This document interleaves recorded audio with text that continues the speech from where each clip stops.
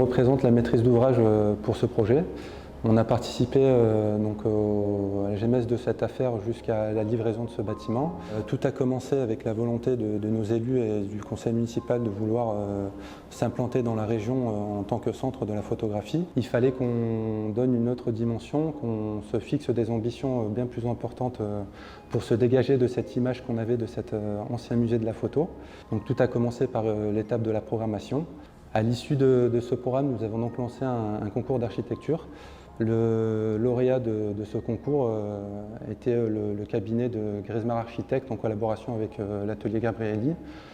Effectivement, à travers leur mémoire technique, dans leurs réponses, on a bien compris qu'ils avaient appréhendé le projet et qu'ils avaient répondu aux contraintes fortes et ambitieuses, tant sur le projet technique et structurel du bâtiment que sur la partie exploitation et les outils qu'ils avaient prévus pour mettre à disposition au regard de l'activité.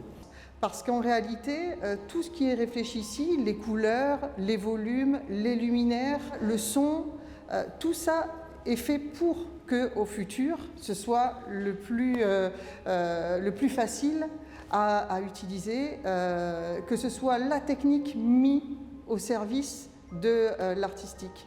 Une fois que le lauréat a été choisi, nous avons donc entamé les études de conception et à chaque fois ces études ont donné lieu à des étapes de validation pour veiller à ce que la conception architecturale soit toujours à l'image du projet tel qu'on l'avait pensé au départ. Suite aux études de conception, il y a donc eu la phase de réalisation, d'exécution avec les entreprises. Donc nous avions eu 13 corps d'état pour la réalisation de ce projet. L'un des challenges concernait le lot gros œuvres, où il a fallu penser intelligemment la démolition en même temps que la reconstruction pour ne pas perturber la structure du bâtiment.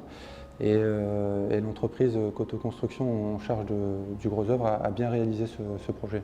Le point clé de ce projet, là où il a vraiment pris une autre dimension, c'est à l'arrivée de la directrice de l'établissement, Yasmine Chemali. Il fallait penser à un projet qui soit le plus modulable possible. Cette modularité n'était pas simple à réaliser par rapport à l'état existant du bâtiment. C'était un ancien presbytère.